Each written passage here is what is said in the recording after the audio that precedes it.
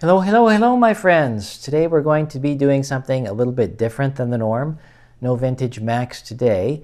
We're going to be looking at my workflow. Now, this has been a request from some of you over the past few months who wanted a more inside look into how I put my videos together. And I thought, well, there's a lot of different things I could show you, but you know how detailed I usually get in my videos, and I'd probably go well beyond an hour if I did that. So today I'm really going to show you two things. First is the equipment that I use, and some of which you can see here before you. I'll describe that a little bit. And number two is Final Cut Pro 10, which is really the main focus of this video. And I'm going to show you how I edited my last video, which centered on Italian replacement gears for Apple 1.44 megabyte floppy drives. If you've not seen that video, I'll put a link in the text description below so you can check that out. But that's what we're going to do today, so we'll just jump into it. This over here is a mid-2015 15-inch MacBook Pro. This is a top-end build-to-order model which has the best CPU, it has the most RAM, it has the maxed out 1 terabyte Apple SSD inside, it even has the discrete GPU. And this is still quite a popular Mac even to this day. This is a MacBook Pro, so many people who are looking for MacBook Pros and don't really like all of the, I don't want to say new features, but they miss some of the old features like the built-in SD card slot, USB-A, and so on. You get that with this. But many of them that you'll find on eBay today don't necessarily have the discrete graphics, which is what this has, and it is very, very beneficial when you're editing videos like I do in Final Cut Pro. So even though this is a fast, what I would call really a screamer of a machine, it's still not quite fast enough to play back the footage that comes straight out of my camera in real time. So I'm going to have to use something, a special feature of Final Cut Pro. I'll explain that in a few minutes. But this is my primary editing machine. Now I do, if you've watched my other videos, you know that I have a series of videos on the 2009 27-inch iMac where I help people get their video card back to life using a home oven. And it actually does work, by the way. That is not fast enough in terms of its video card to run Final Cut Pro well for my editing session, so I don't use that. But I do have a late 2015 5K iMac at the office, and I have the liberty of using that in my free time to edit videos if I decide I wish to do that. Now you might say, well, how do I move all of that data? Isn't it gigabytes of data? How do I do all that, moving in between this MacBook Pro and then that iMac? And the answer is this, which is a SanDisk Extreme portable 2 terabyte USB 3 SSD. Now this can support USB 3.1 speeds, so you could technically get 500 megabyte read and write speeds with this. I don't quite get that on this computer because this only has USB 3.0. So it is a little bit speed limited, but it is fast enough for the workflow that I'm going to show you. And the great thing about it is that you can put an OS on it, which right now it's Catalina, and you can also put Final Cut Pro on it and all of your footage, which is, in my case, a lot.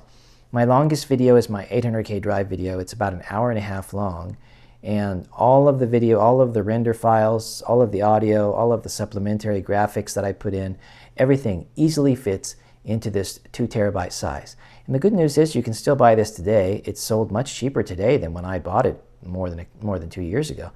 And down in the text description below, you'll find links to this and the other things that you can buy here if you so choose. I really highly recommend it. It's an extremely reliable SSD that you can just connect, boot your computer from if you've got a MacBook Pro, and then if you've got an iMac, you can just shut your computer down, take it out, plug it in, and boot from that, and just resume your editing session. And I don't like Catalina as my main daily driver. I like High Sierra. You might say, why don't you use Mojave and all that? Just suffice it to say, I like High Sierra. It's a rock solid OS, very reliable for me. I prefer that on my as my internal drive. And so that's why I keep everything else on this 2 terabyte. Not all of the videos I've made to date. Of course, I do backups. After I edit each video and create them, I will back those up and then delete them off here, and then start another editing session. But very, very useful to have an SSD like this. Next on the table before me, you'll see this. It's in a case, but this is an iPhone 7, and that may shock some of you. You might say, what, an iPhone 7? That's ancient. And yes, it is. But it serves me well. I mean, my goodness, I use Macs from the 1980s, for crying out loud, and some of those can be very useful. Even the SE30, right? It can connect to the internet even today. But this is, right now, I don't know if you can really see it, but what you're seeing, or what I'm seeing on here, is me. This is using Wi-Fi to control my main camera, which I'll describe for you in a few moments, using the Panasonic app.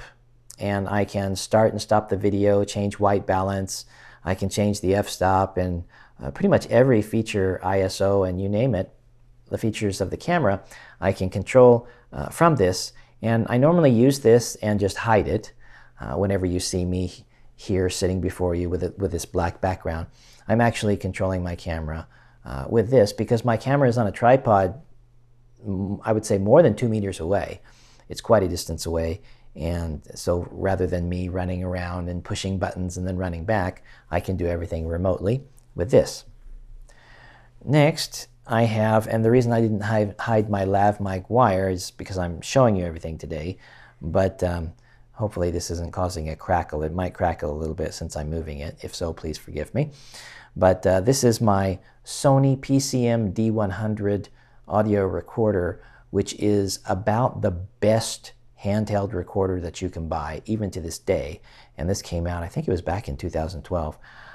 This is just superb. Now, many of you who know about audio recorders will probably know the Zoom brand audio recorders, which are really the most popular audio recorders today because they have professional XLR connectors. If you don't know what an XLR connector is, then, well, it's just professionals use that to plug in some of their pro audio equipment into their recorder, such as a microphone.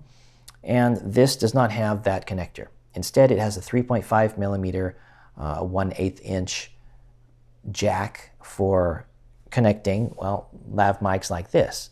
This lav mic, by the way, I purchased it on Amazon. Again, you'll find a link to it in the text description below.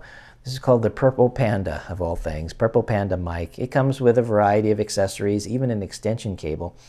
And in some of my earlier videos, I did not use my recorder. I had my recorder at the time, but I didn't use it because I had my extension cable and I would run the extension directly into the camera.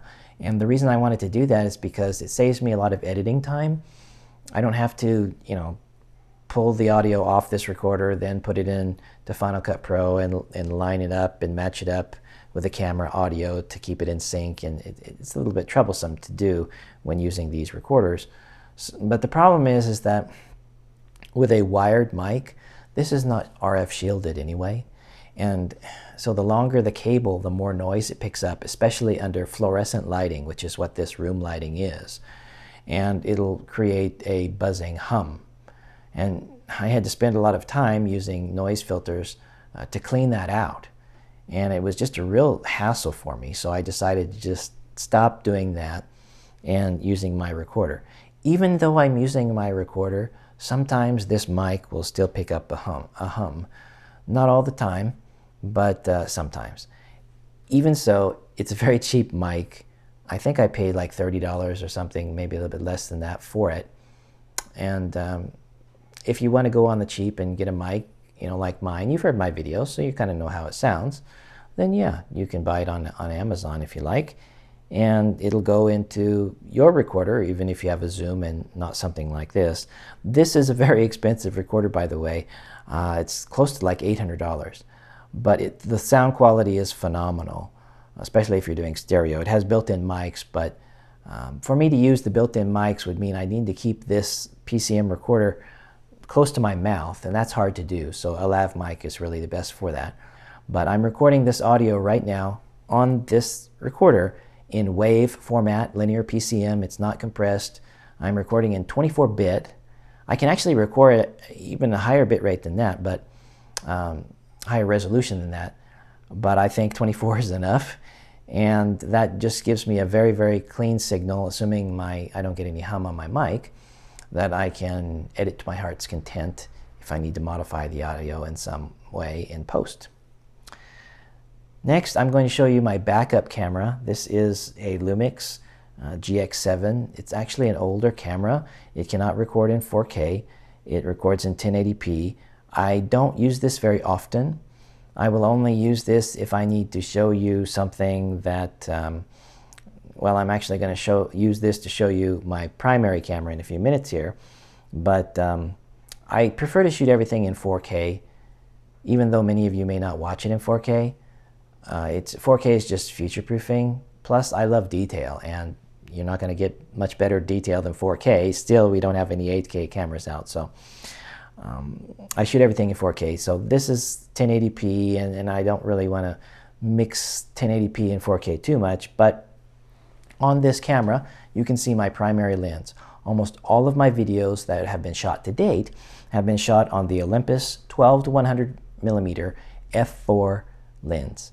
Now, in terms of 35 millimeter film cameras or 35 millimeter cameras, you just double the numbers because this is a micro four thirds system camera, and it's 24 to 200 millimeter if you're thinking in terms of 35 millimeter cameras or full frame cameras.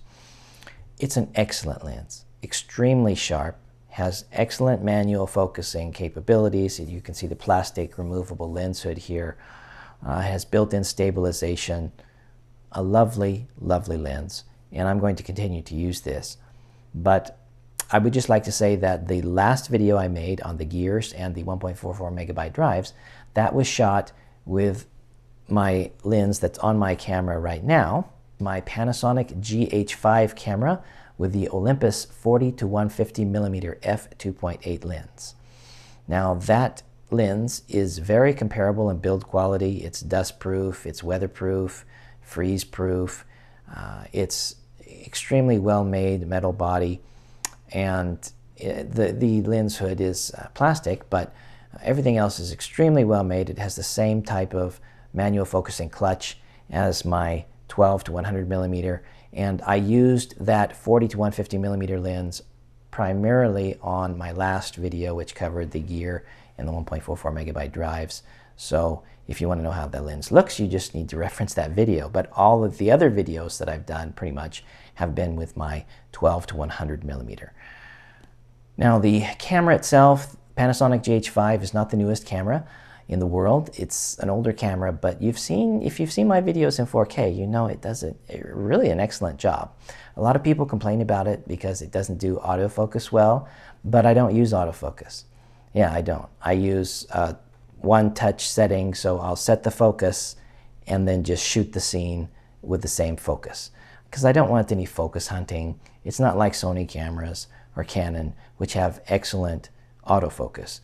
The GH5 has that weak point. Even after all the firmware updates, it just doesn't have the greatest autofocus in the world, but it shoots excellent, excellent video. Now I shoot everything in HLG, which is an HDR high dynamic range format, but I do not deliver in that format. I do not upload HDR or HLG to YouTube, even though YouTube will auto-convert that to standard screens if the need arises. But I want to control the color science, and I don't want to trust YouTube to do that. So what I do is I shoot in HLG because it gives me the best dynamic range of my GH5 camera, and then I will convert that to Rec 709 in Final Cut Pro, which is just your standard computer screen. Pretty much everything Apple sells is not HDR. I guess some iPhones are HDR, but there are very few true HDR screens out there. It's not ubiquitous yet, and so I think that delivering in a normal non-HDR format is the way to go. But again, it's dynamic range. If you don't know what dynamic range is, it's just the distance between the darkest darks and the brightest brights before they blow out or before you lose information. The human eye, it said that it has like 20 f-stops of dynamic range. This GH5 has roughly 12. That may not seem like a lot, but it actually has more than your iPhone. And it also shoots in 10-bit. So 10-bit is a lot of color information, so it lets me grade my videos to a level that I really couldn't if it was with 8-bit. The only thing comparable to HLG would be Vlog, but it costs $99 extra on the GH5, and it doesn't really get me anything that I need. If you have a multicam setup, then Vlog can be helpful to match the colors across many cameras, but since I only use my GH5 primarily, just the one camera, HLG is enough for me, and it doesn't cost me anything extra, and it gets less noise in the shadows than Vlog. So I'm going to be showing you my workflow with that, but I actually have created some videos about HLG already on my YouTube channel, and you can check those out if you want, because I go into more detail, even comparing HLG to some of the other camera profiles, which get less dynamic range, but which are quite popular among GH5 users. So now that I've given you an introduction to my camera equipment, I think we can go ahead and jump into Final Cut Pro now, so I can show you my actual workflow. And here we are in Final Cut Pro. This is version 10.4.9, which is the latest version as of August 25th, 2020. I downloaded this and installed it just about a week ago as of the making of this video. This includes a number of improvements, especially for proxy workflows, which affect my workflow, and that is really the focus of the video today. By the way, I'm on a 2015 15-inch MacBook Pro, but I have the resolution bumped up a little bit to make things look a little bit larger, assuming you have a smaller screen. Now, you will not be able to update to 10.4.9 unless you have macOS Catalina, and if you're like me, you probably don't like Catalina because it kills off your 32-bit apps and it gives you other headaches, and there's bugs and all that. I actually like High Sierra. Yeah, even over Mojave. So I have High Sierra on my internal drive, and what you're seeing here, Final Cut Pro 10.4.9 and Catalina, is being booted off a SanDisk 2 terabyte USB Extreme Pro.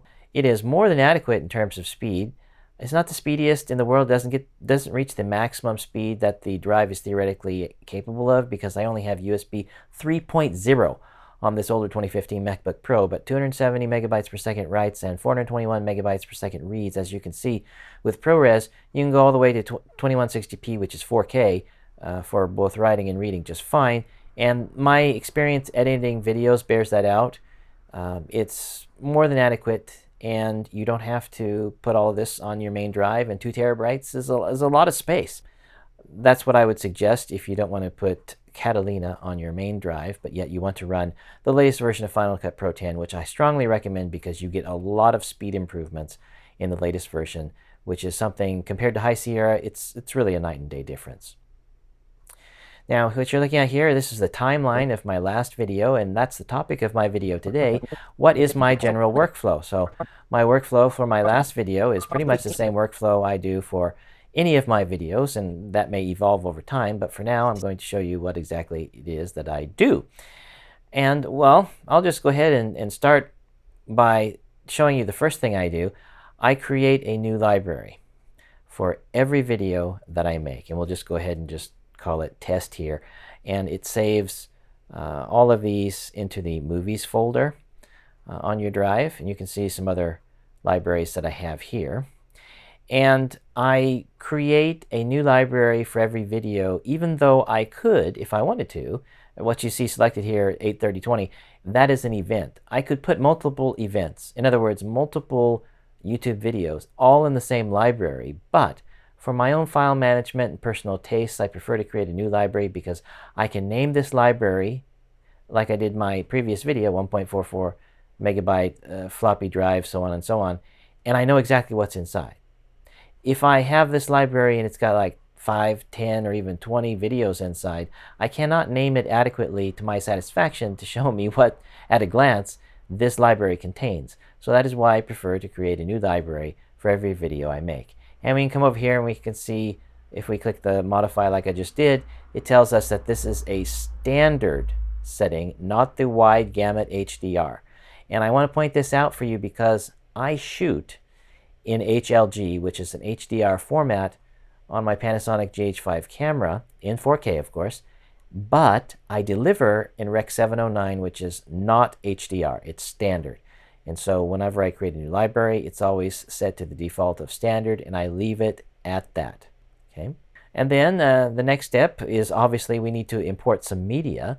So you can click here, or you can go up to the File menu and choose Import Media, or hit Command-I, which is what I'm doing here on the keyboard. And then it will show you, okay, you got some files on the desktop, you got files in downloads. You need to tell it exactly where your media is. And I'm not going to, do a whole bunch of things here. I'm just going to show you one particular clip. This is straight out of the camera. All of my GH5 videos are filename.mov, movie files. And so what I do is over here on the right sidebar here, you can see that it gives me some options. I always choose copy to library because I don't want my files scattered around. I want them all consolidated in the same library so that when I back it up in the future and erase it off my 2 terabyte SSD, I back it up to a spinning platter hard drive. Then it's easy for me to track down everything because everything's in the same library. So copy to library is what I use. And then down here, I leave these unchecked. And then I choose to create proxy media. Now this is something new in Final Cut Pro 10.4.9, this codec down here. Previously you did not have this. You only had create optimized media or create proxy media, 2 checkboxes under the transcode section. But now they give you the option to where you can choose your codec, you can choose the frame size, and so forth. Previously, when you chose Create Proxy Media, in other words, Final Cut Pro 10.4.8 and below, whenever you checked Create Proxy Media, it would automatically default to ProRes Proxy at 50%. Now, 50% means, in this case, because I have a 4K video, 1920 by 1080. In other words, Full HD 1080p. And you might say, well, isn't 1080p 1/4 the size of 4K? Yes, it is in terms of total pixel density, but in terms of the width in pixels or the height in pixels, it's actually 50%. So what I'm saying here is that if you have 10.4.9, which is what I'm showing you here, and you don't know what to do, I would suggest you just leave it on ProRes Proxy because it will play back faster than H.264. Why would you want H.264? For smaller file sizes. It's much smaller than ProRes Proxy. But I don't really need that. My 2 terabyte drive is sufficient to handle the ProRes size because it's only 1080p. It drops it down from 4K. And even for an hour-and-a-half video, I've never had any kind of space constraints on my 2 terabyte drive. So that's really why you would want to use H.264 if you wanted to save space. And yes, you could go even smaller, but I prefer to play back with some level of detail so I can see what's going on and see if my sharpening is working well. So I think Full HD editing, even for this older model 2015 MacBook Pro, because proxies are so efficient, it's good enough. It's good enough. And then what I do is I click Import Selected. And as you can see here, this little guy here, it imported the video, but now it's creating the proxy. And that's why this little clock, he's ticking along. If I click it here, we can see the transcoding and analysis is going on. If you've got a lot of clips, well, you multiply this by the number of clips, and you can see that it can take quite a lot of time to generate the proxies. If you've got a newer computer than my 2015 model, then yours was going to be much faster than this. If you've got a 16-inch MacBook Pro, boy, it'll probably fly. But the transcoding is converting it down in resolution and changing the codec as well so that we can play it back in real time without any dropped frames. And there it is. So here's how it looks. Now, really this thumbnail is more accurate because you can see that the highlights are blown out over here, and they're not here. But the blown out highlights are not really blown out. This is an HDR video that needs to be converted to the Rec 709 color space. HDR means Rec 2020. So what you want to do is go over here, and over here on the right side, you can see there's various icons you can click on. And if we click on the eye, the information here, then there's different settings we have that you can choose here, but I have mine's default set to, well, settings. And it makes it very convenient to access color space override. You can use a LUT to do the same thing. In fact, I used to use the Leeming LUT. I paid money for it, used to use it, but I found there were certain issues, and I don't want to take time in this video to explain all the issues, but suffice it to say, these days, I do not use the LUT. Instead, I use Rec 2020, which is something built into Final Cut Pro. You don't have to pay any money, and it just works. At least if you have a GH5 with HLG. Some people may ask about Sony cameras.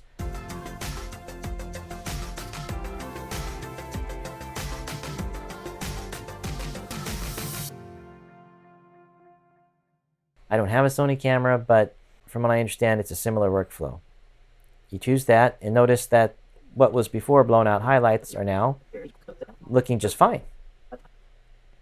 And so that is part of the process. And I have other videos on this if you want to see my other videos about Rec 709, HLG, and how to set Final Cut Pro up for that. But this is just part of my workflow that I'm showing how I import the clips. And for each clip, I want to make sure that color space override is set to Rec 2020 so it looks right. And you can see here that for Rec 709, you need to have your RGB levels fall between 0 and 100.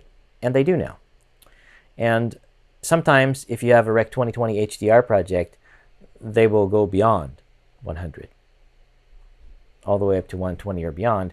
And this will make them fall in line. It will automatically convert it. And you don't want to manually push them down yourself. You definitely want to use color space override if you're shooting in HLG or an HDR format and you're going to upload to YouTube, or you're going to export basically in a non-HDR format. The next step is I modify the color and so on. And to do that, you're going to have to put it on the timeline. And the timeline you're seeing here is actually related to my 1.44 megabyte floppy drive, and it's probably a good idea that I just temporarily close that. And then we can see that the only thing we have here is just this imported media, which we've just converted. We don't even have a project, so I'll go ahead and click that to create a new project now. And we can name it whatever we want. We'll just say test 1. And this video it says it's set up to be a 1920 by 1080 30p video, but actually the resolution is 4K. And so we'll set it up here. And the frame rate out of my camera is 29.97. And so this is setting it up here just fine. It says we're going to use the Apple ProRes proxy here for rendering. It's standard Rec 709. Click OK. And there we go. We'll just drag our clip to the timeline here. I'll press Shift-Z to expand it out. We can see there's no audio here at this front part, but there is audio in the middle. And this audio is camera audio. Here they are. Again, I got... So it's fairly low quality audio that we don't want to actually use because the camera is far away from my mouth. Picks up a lot of room ambience, and that's why I use my recorder to record with my lav mic. So we're going to replace this audio. I'll show that to you in a few minutes, but I'll just show you some basic edits that I normally do. You might say, what is that white thing? And that is my white balance card.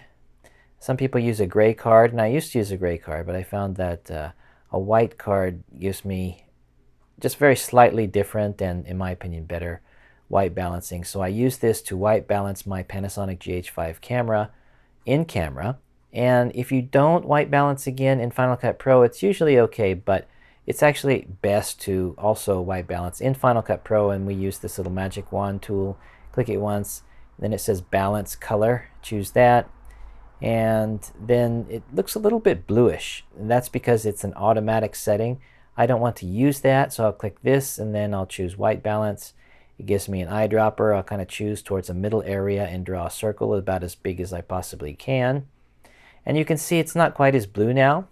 So this is really the best way to white balance in Final Cut Pro. But again, if you don't white balance in your camera, then the white balance won't look this good when you do your white balancing in Final Cut Pro. And then we'll cut off that front part because we don't need it anymore. We'll cut off the last part because we don't need it anymore. And when I add the audio later on, then I can zero out this audio, so we don't need to worry about it.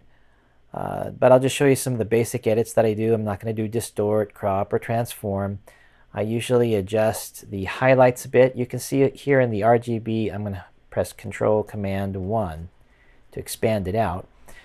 There's a little bit of headroom between 95 and 100, so I'm going to boost these signals up to about 100 to get the maximum brightness. If I crop the reds a little bit, it's not too bad, but just for now I'll just show you the max there. So then you can also see I've got some room down here to pull down the darks. Now if I pull it down too much, it looks kind of strange, and you basically want to pull it down to where you're satisfied with how it looks. But let me get some skin in here. There it is. There's my hand. So kind of choosing the right balance. How much is dark or too dark, it really depends upon you. But anything below 0 is data that's being cut off. Okay. But anyway, that doing the highlights and the shadows is one way to add contrast. And then what I do next is add an unsharp mask, which is just sharpening. This is better than Final Cut Pro's built-in sharpening. However, the default settings are a little bit too harsh. I usually set them on 2 for radius and 2 for amount. And if we zoom in at 200%, we can see better see. Oh, let me go to optimized. Okay. Now this is with sharpening, and I'm going to take it off now. And here's without. You can see it gets a little bit fuzzier, not quite as clear. We add the sharpening back in, and there it is. You can see much more of the detail. And we'll take it off again. A little bit too fuzzy. And add it in. And of course you can add in more sharpening if you want to, but in my opinion 2 and 2 is great. When I'm shooting my face, I don't quite want it this high. I usually use 1.5 so I don't over sharpen the pores in my skin or anything like that. But for these type of scenes, 2 and 2 is good enough. And those are the basic edits that I do. There's more you can do with the color corrections, but really for the basic editing, that is all I wanted to show you in this particular test clip. So I will now go back to my main timeline and first close out this. So to play back and get the best performance, I in the past used proxy only because that was the only option you have. But now you can choose proxy preferred. Either way, when you import the clips, you'll have your proxies in there. If I were to play it back now as optimized original, I'll press Control-Command-1 to give me some more space, kind of clear off that. Control-Command-1 shows your media over here.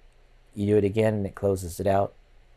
So it makes your viewer a little bit bigger. I'm going to press spacebar, which will play the content. Grease compares to Superlube grease, and the reason this is the audio wasn't in sync with my mouth. You could see the motion was terrible. It was dropping a lot of frames there, and that's because my computer here, this 2015 15-inch MacBook Pro, even though it was the top of the line fastest model, but it still isn't powerful enough to play back this 10-bit 4K footage straight out of the Panasonic GH5. And that's why we created proxies. I'll just ignore proxy preferred for now and go to proxy only. Because proxies will allow me, I'm going to press spacebar. What's important is because the original grease used that was used at Apple's factories to lubricate the drives was EM-10L. You can see here the audio is in sync with my mouth. Now keep in mind, it's actually a little bit better than this, even. but because right now I'm using QuickTime to create this screencast. So I'm making a screencast at the same time as playing back this content, and yet it still worked fairly well for you. That's the power of proxies. Again, you're saying a 1080p version of the video instead of the actual 4K full resolution version. And you can again see that by zooming in 400%. We switched to optimize, and you can see more detail here, right? That's the 4K resolution that you're seeing. Maybe in my hair, might be able to see it. That's the 4K optimized, and if you go to proxy, it's a little bit fuzzier, right? So all of this on the timeline, if you can imagine how long it took, yeah, even if you have experience making cuts and editing, it takes a long time. So I'm not going to give a commentary on every single cut that I've made, but I will say that you can see here below that the audio that's actually connected to the track is still there. This is in-camera audio. And I've zeroed it out because beneath this, these are imported clips from my PCMD100 recorder. And you can see that I lined it up. I actually did this by hand, manually lined it up so you can see the bumps match. Not perfectly because the audio isn't exactly the same. The audio from the camera was taken at a distance and the audio from my lav mic was right near my mouth. But you can see the basic waveforms look pretty much the same, right? And so I line these audio waveforms up, make sure that they match, and then I zero out the original audio that came with the camera, and all that's left is just the high quality audio that comes out of my lav mic.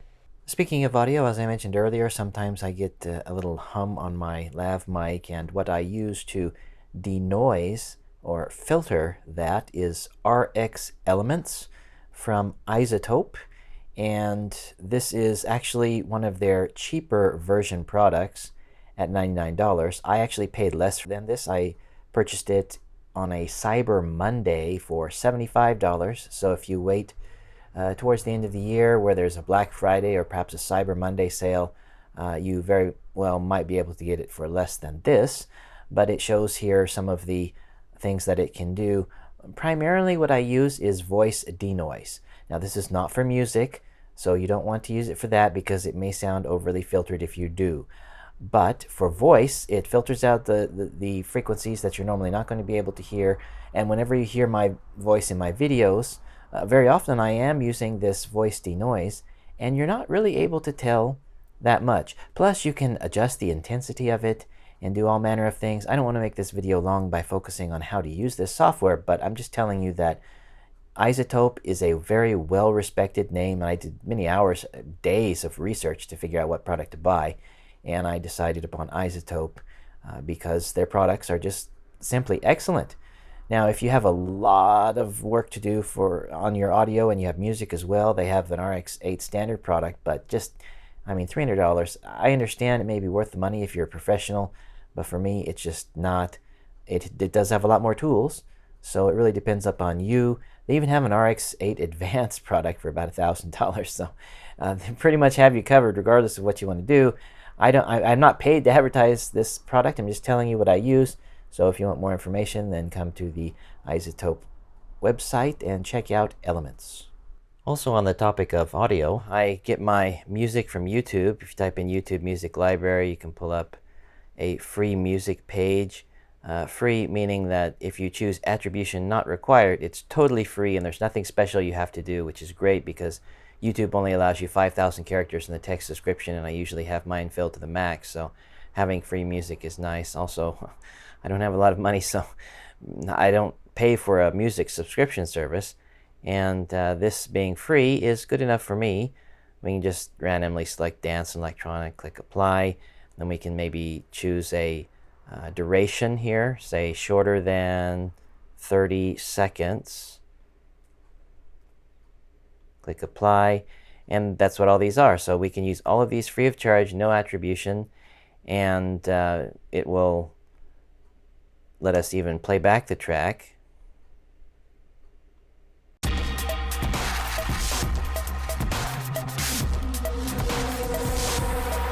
So it's pretty neat. And then you can just click this little download and download the tracks and then add it in to Final Cut Pro. I now would like to show you what I do in terms of adjusting skin tones, because you see my face on my videos a lot, and if you shoot yourself or some other person, this will apply to you. This is not a full instructionary course on how to do everything pertaining to skin tones. I'm just showing you what I do in my normal workflow. Now there's this over here on the right side, the effects. There's something called the draw mask, and to find it you just type in a keyword like down here, mask, and it'll come up. You drag that on top of a clip. For example, right now I'm working on this P1033487 clip right here, and you can actually move the mask around. You can reorder. I suggest you put it before your edits. But what you're going to do with the draw mask is you're going to just click along several points of skin. And I try to include my ears too, because sometimes there's more redness in those ears, akin to the redness of the lips. And I also try to get down to the neck, and really, you don't have to be precise. This is not anything precision here. I'm just doing a very rough selection of my skin, cutting out my hair. Even though I've got red in my hair, it's not quite the same as my skin. And so with the, I have other things here that are turned on, so it's not totally isolating those parts since they're still displaying. But basically you want to select your face or whatever skin that you're going to adjust. The fact that my eyes are a different color is fine. It's not going to hurt anything. Now over here, if you're not seeing this Rec 709 or these scopes here, you want to press Command 7, and that will toggle it off or on. And if you click View, it's going to take you to something else, so don't click that. Click the little guy down here, this thing, and then you can change the different scopes. And right now I've got the waveform, which is the RGB parade. I normally have that displayed. That's what I like to normally keep displayed. But when you're changing skin tones, the vector scope is what you want. And you'll see this little line here. It looks like it's right about 11 o'clock if you're looking at a clock, analog clock. You can see that the skin tones are right on that line, and that's because I have adjusted them. So if I take off some of the adjustments here, and we'll hide that. Then we can see here, I kind of look like a Vulcan now, don't I? You can see that after I removed all those other things, and this being displayed, this doesn't matter, so we can just ignore that. But you can see that my skin tone here, it's not on the line anymore. It's more in towards the reds, and actually you can see I'm red in the face, and that's what I normally do when I adjust skin tones, is to try to adjust that to make sure I'm not as red in the face. Because even though Safari, when you're playing back my YouTube videos in Safari on a Mac, it looks fairly decent, maybe it's not too red in the face, but when you're using Firefox, it makes me look like a lobster. And even when you're using Chrome, because that's the only browser you can use other than Firefox to watch in 4K, it makes my skin look redder than this. Safari is the only one that looks halfway decent. So what I try to do is make my skin look decent in most browsers. And honestly, you want to have your skin tones with this little, this white section, where it's actually glowing. It's like a stick on fire. You want to make it more counterclockwise, more to the left, so that it fits right on that line. And so if I click my main clip here again, and I start adding back those little guys, we can see that it went more to the left, and now the line is about right smack in the middle of that little flame, right? And that little flame is showing you my face here. And to do that, you can see that unsharp mask doesn't have anything to do with it. Color curves and color wheels and these hue saturation curves are what I've been using to adjust that. And you can see here that you've got different settings in here. Hue versus hue lets me change the hue. So I'm going to make it more by pulling it down the red. What I did is I took the eyedropper and selected my chin, which is about the reddest part of my face, and then I it puts a dot here, and I pulled it down, and it makes the reds shift more towards the yellows a little bit, which is actually more accurate in how my skin actually looks. But also down towards the bottom, there's other settings that you can choose if you need to. You can take the eyedropper and it'll change and adjust over here on the chin, and then it'll drop a little dot, and you pull the dot down, it'll take out some of the redness. And so these are the tools that I will use for that. Color wheels, mostly I'm just using this for, as I told you before, shadows and highlights, and not so much saturation. But sometimes if I need to pull overall saturation down, I can do that here. But in this case, I'm not. And that's why if we take off these, you can see I'm undoing the tick mark. It's not really having any effect on that placement on the line. And so it's really primarily the color or the hue saturation curves. Okay. And then we can just take off draw mask. So draw mask, the only reason I needed it was just so it centers on my skin. And you can do it on your hand if you want. Any kind of skin or anything you really want to change with respect to the vector scopes, you just use a draw mask. And then after that, when you're done, you can just leave it unchecked, or you can select it and hit the delete key, and that's going to erase it. Now you might want to say, well, why do I have this duplicate clip up here? And if I enable that by typing the V key, you can see that I've got a mask actually here selected. And if I eliminate the bottom, you can see that the mask is just around my head here. And you might say, well, why did I do that? And the answer is I also have some additional adjustments here. If I take off all of those effects, you can see how it looks without the effects. If I hide this particular clip, you can see it makes me more red in the face. So actually what I wanted to do is I wanted to reduce the red in my face further. And if I enable the clip, you can see it did that. But I didn't want to have it adjust my hand. I can show you that if I take off the draw mask, then the mask is not just focusing on my face, it's focusing on my hand too. So all of these adjustments up here are applied to everything you see. But if I apply the mask, then it's only applying these effects to this masked off portion, which is my face. And it was my creative decision. I just said, you know what, if I apply all of that desaturation to the whole scene, it makes my hand look a little bit dead and lifeless, and there's actually a little bit more red in my hand than this. And so I applied only those desaturation and color adjustments. I would call this a secondary set of adjustments because I have separate adjustments down here, but I didn't want it to desaturate my hand as much, and so that's why I did the mask, and that's why I have the duplicate clip. If I didn't have my hand in here, then I wouldn't need the duplicate clip, and what I just showed you could apply to the bottom clip, and it would be just fine. So, that's being a little bit meticulous, but that's just the way I am. And I even have some other clips up here. You can see that if I hide this one,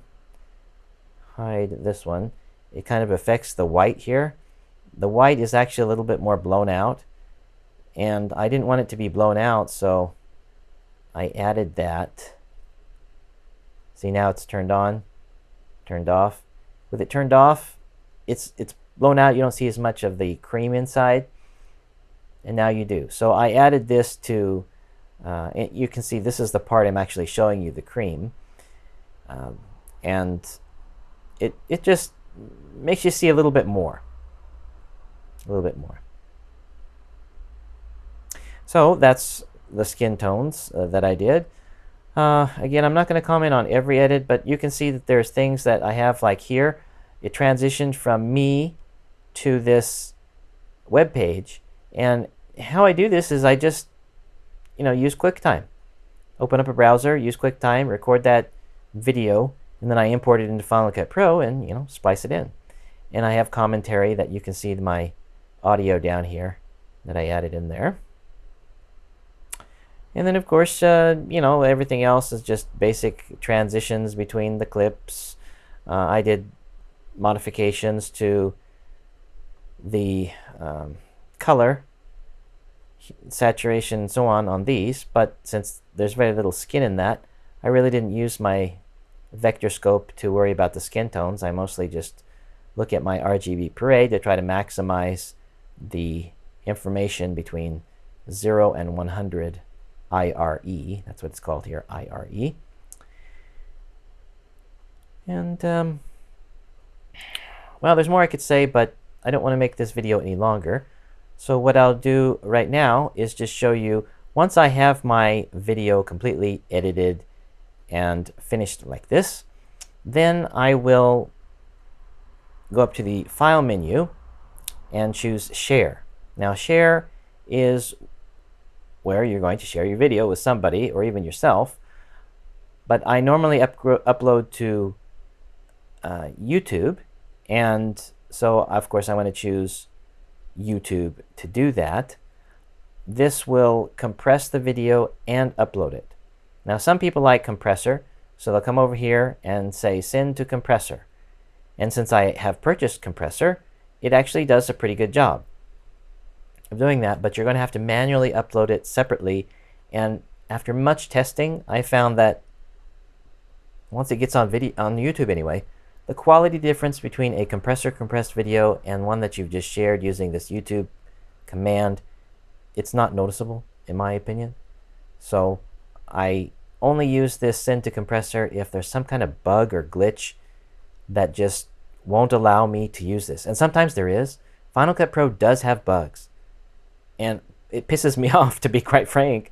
I'll be halfway into an upload session, or before it uploads, it has to build. It has to actually write out a file, and halfway through, it'll just freeze up or stop. And I'll try to repeat it, and it doesn't work again. And I don't know why. For the life of me, I just don't know why. It's a bug, clearly. And so sometimes I'll be forced to do send to compressor, and then I'll have compressor, which works every time. And then I'll have to manually upload it. But I'll just show you that when I choose the YouTube option here, obviously the title and description and creator and tags, these are all just generics, and I have to rebuild them. You can take time and type them all in here, but what I do is I just upload to YouTube as an unlisted video, and that will keep it out of your view until I want to make it public. And then I just, well, obviously I'm going to upload it in 4K, but you would choose all of these settings and make sure your YouTube channel, if you click details, then you can choose which particular channel that you want to upload it to, and then you would go to next. Now you'll see here that I have everything set on optimized original right now, and that's why it didn't flag me for any problems. But if you actually have it set on proxies, okay, and then you want to, let's say, select everything, then you want to go up here and you want to say YouTube, it will flag you like this.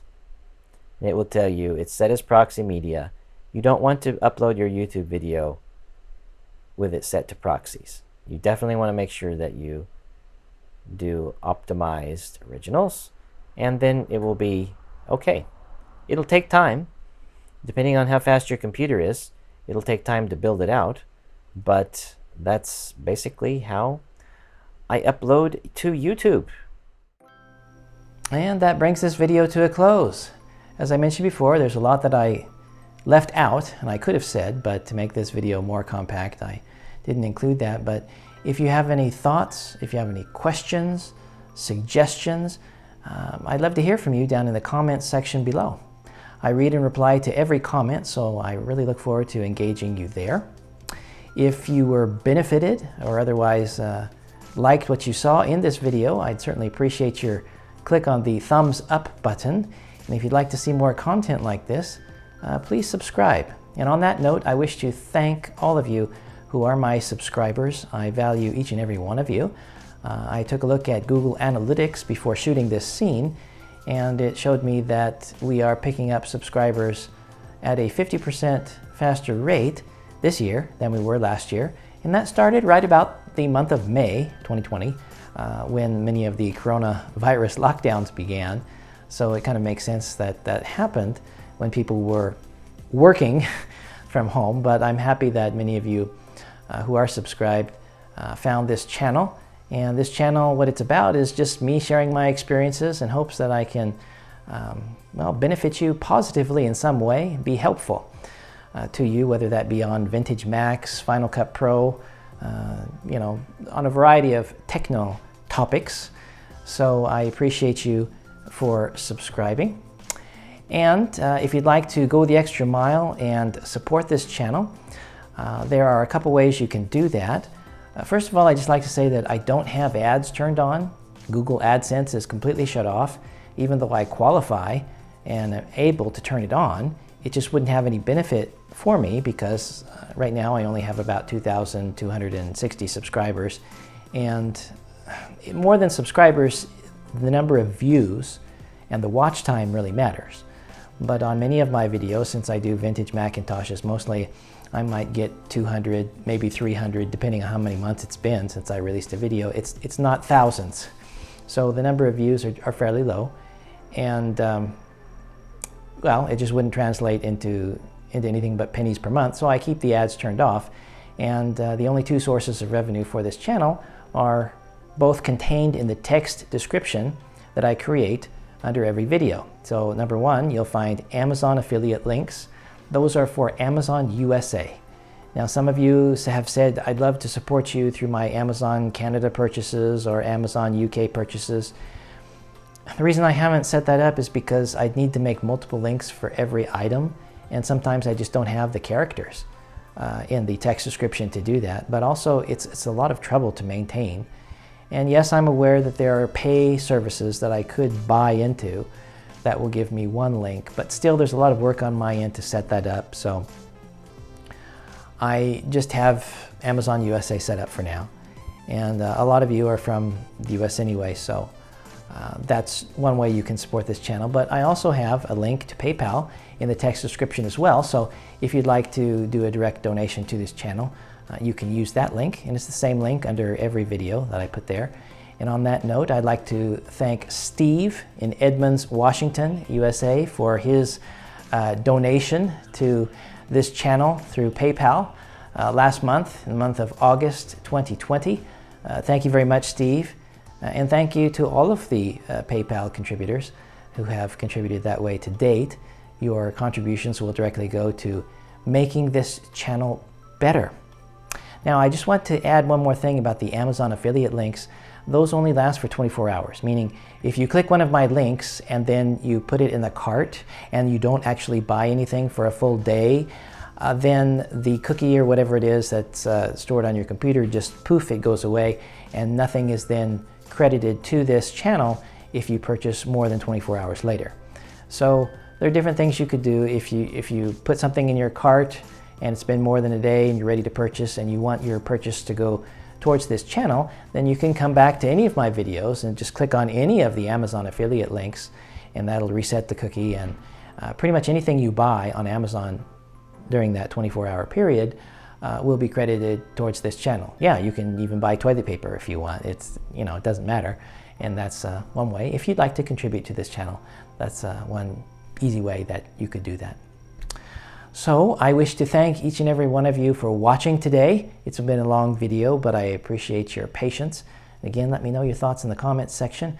I wish each and every one of you a wonderful day. Take care, folks.